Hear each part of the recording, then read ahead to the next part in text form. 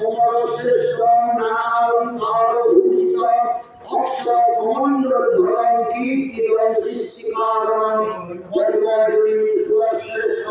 ব্রহ্মানন্দ ভজাম্য ওম রক্তকলো ব্রহ্মা চতুরাস্র চতুর্ভুজ হংসারূঢ় বরাহি মালা পুস্তক প্রাণিত নমো ব্রহ্মণে নমো চতুর্মূর্তি এবং ভাষা পিতামহ চতুর্থ চতুর্ভক্ত অদ্বৈত নমো নমঃ